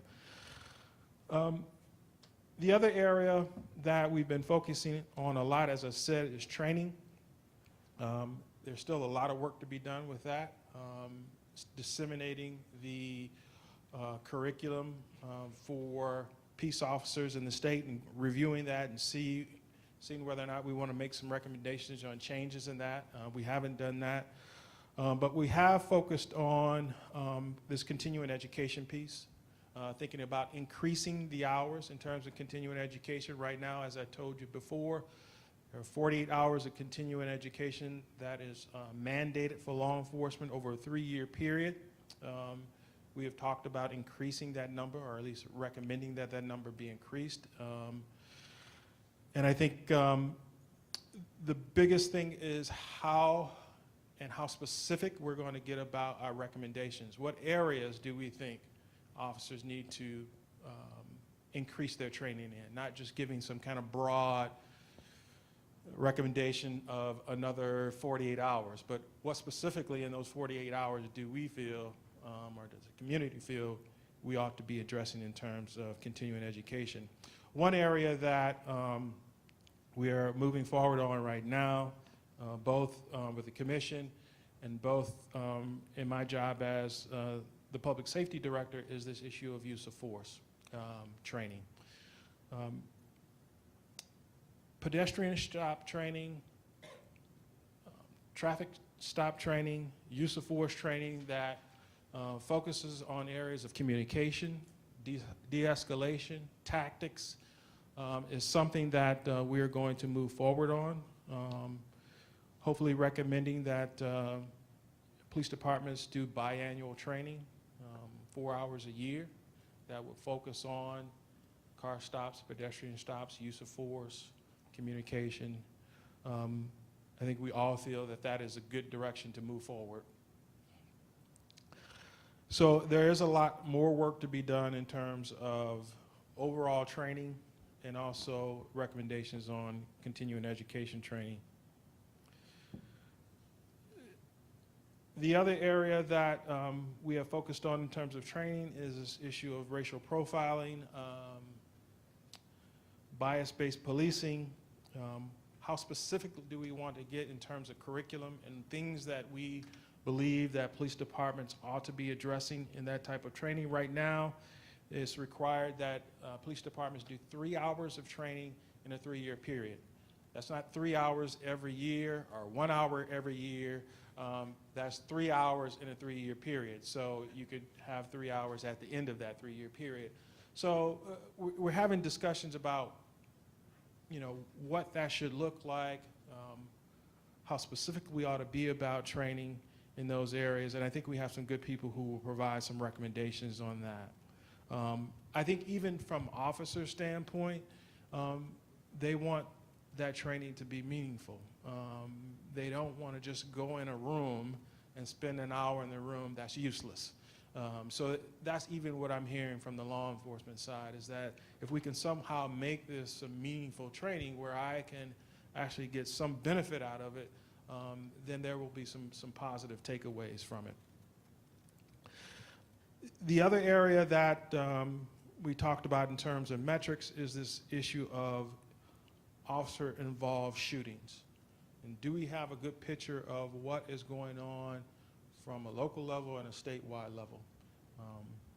Right now, no one really is aware of any data that really gives us a picture of officer-involved shootings throughout the state. And so we are moving and working with the state to see if we can start to put some metrics in place where we will have some maybe statewide reporting on use of force, officer-involved shootings. That way we can start to track how often are unarmed people shot, how many rounds do officers fire, you know, what are the characteristics of these encounters, and looking at that going forward, having information about that going forward. So that's an area that we are moving forward in right now. Actually, Rick Rosenfeld and Dave Klinger have actually submitted to me some data points that they thought would be appropriate for such a report, and the collection of information. We will continue to add to that and move forward in that direction. Many young people, and in many of our sessions, there's been talk about accountability. Our discussions in terms of accountability centered around this issue of licensing, certification, accreditation of law enforcement agencies. Of course, right now, there is no licensing of a law enforcement agency. There are voluntary accreditation bodies. CALEA is one, and there is the Missouri Police Chiefs Association. There's a lot of discussion about, you know, how would you go about licensing an agency? And then more importantly, if you did that, how would you do oversight of it? What is the accountability measures for putting something like that in place? The discussion centered around more incentives to be accredited, licensing, not that we have not dismissed licensing, but licensing of 600 police departments and sheriff's departments in the state of Missouri. I think we have to recognize that that would take a new department, state department. And so that's the reality. It would take a lot of money to do that right. And so if we want to make a recommendation, we want to make sure we make a recommendation that has the chance of working, right? So I think those are things to consider. But this accountability piece in terms of licensee certification is still something that we're working through. There are other areas in terms of accountability. People have talked about citizens review boards, body cameras. We haven't had a lot of discussion about that, but we will as we move forward and as we get more information, we will talk about those issues in terms of accountability. The other area that we've addressed so far is recruiting in our area. And we've talked about a number of different programs that are existing right now, like Police Explorers. There was a program in the past called the Cadet Program, which started in schools, high schools, went to college, paid for students' college, and they had part-time jobs in law enforcement agencies, and it was a bridge from high school, college, into law enforcement. So there's been discussion about that. But there was also discussion in terms of metrics, right? And saying, how are we going to collect this information and know whether we're doing well? And there was also a discussion to say, is it really a big problem? Because there are some agencies who actually are diverse, right? So University City is very diverse police department, and they've been able to do it. And so part of the discussion is, should we just create a report that shows that it is possible to have a diverse police department, and then give best practices on how you go about accomplishing that. Really kind of expose the fact that it can be done. And there are police departments that are doing it right now. So more work needs to be done in that area. So the topic that we haven't had as much detail on is this issue of community policing. Is that a legislative issue? Is it a policy issue? Is it training? We really need to do more work in that topic or on that topic. And so that's where we are right now with the Citizen Law Enforcement Relations Work Group. The questions from commissioners? Commissioner Gore. Hi, Commissioner Isom. I have a question on the Tennessee versus Gardner, the statutory issue you were talking about on the use of deadly force statute. So I know that there's a few use of deadly force statutes that have been put forward that attempt to deal with the statute substantively, making changes to, making kind of wholesale changes to the statute. I think those will get very bogged down and be very difficult to deal with.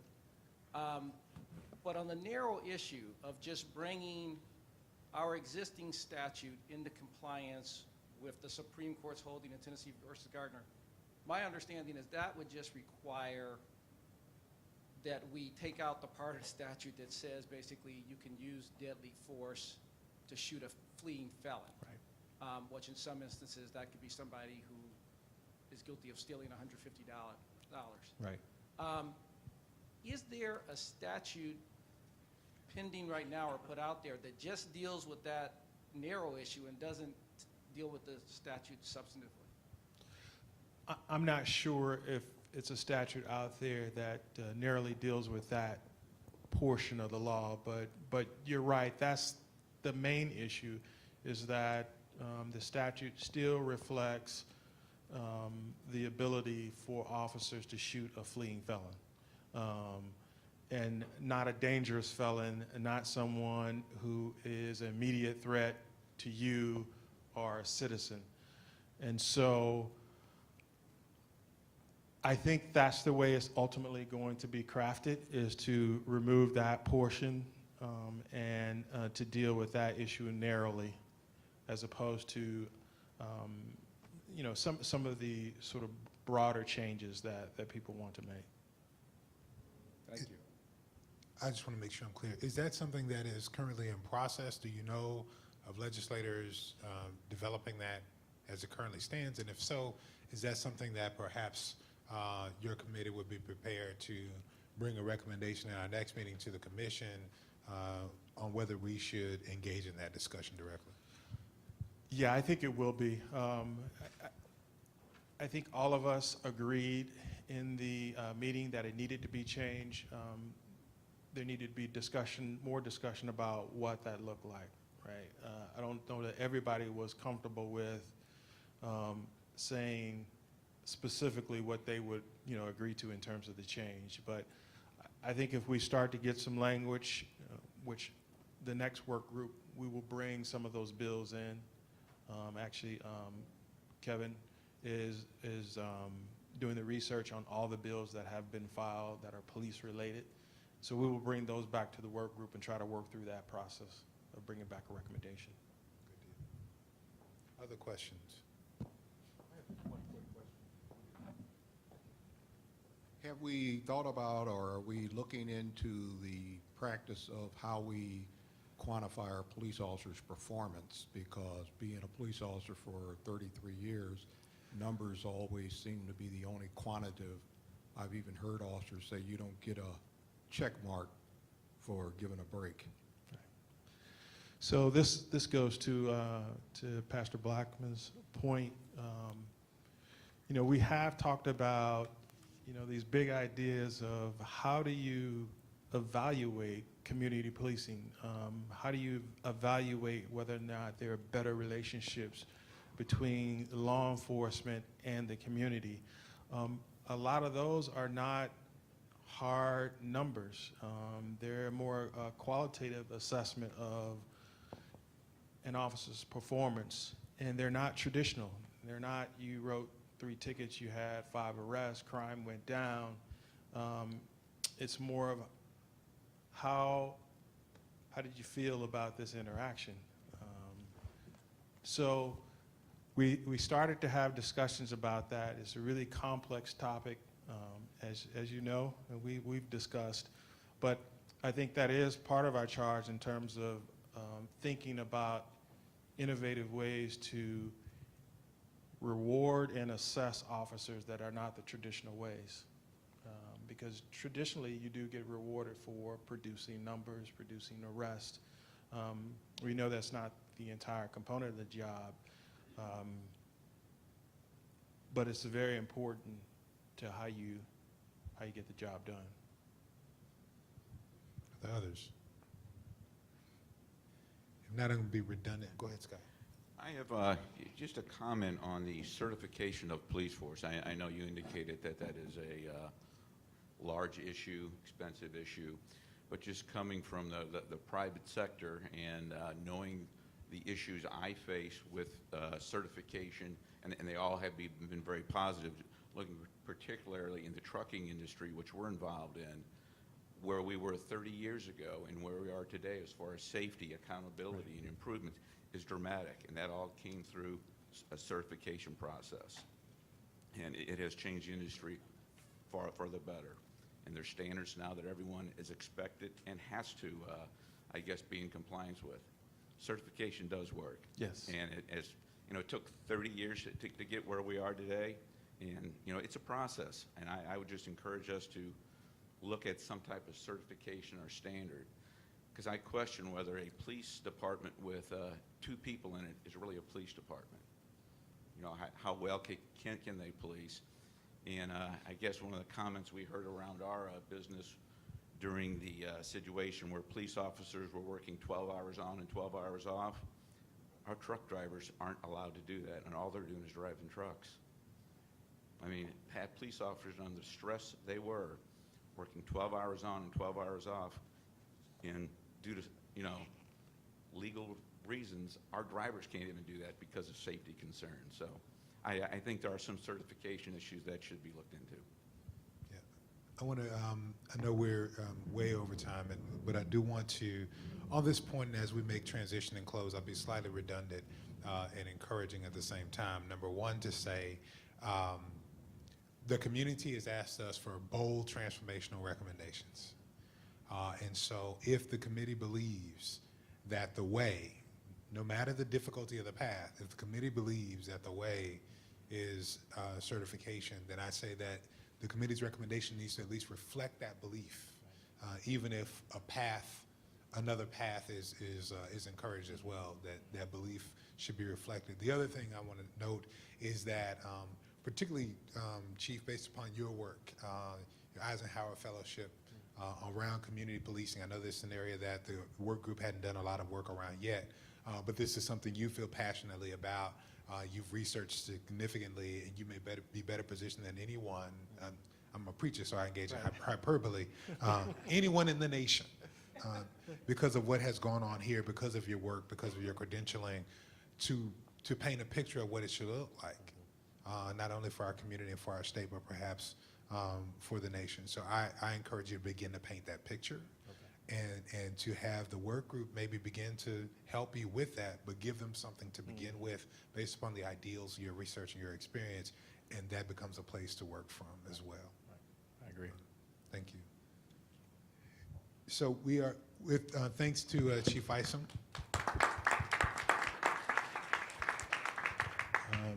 We are well over our time, but we do want to just give some guidance for the way ahead. You've heard already, with thanks to all of you who are patient, caring, and committed enough to stay with us throughout this time.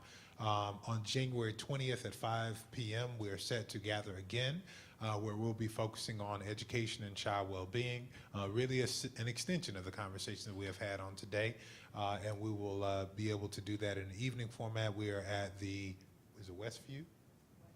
Westview Middle School in the Riverview Gardens School District. Information on that will be posted to our website. We encourage each of you to check back to stlpositivechange.org for data, information, and capturing of resources from this meeting, and encourage you to share the word for others to join us on January 20th. Thanks again to all of our commissioners for your great preparation, engagement up to this point, and for the leadership and guidance you provide us on the way ahead. On the next meeting, we can celebrate having our managing director actually officially on board, and we look forward to doing that. The next meeting is also scheduled on the birthday of Commissioner Blackman, and she has let us know that gifts will be appropriate and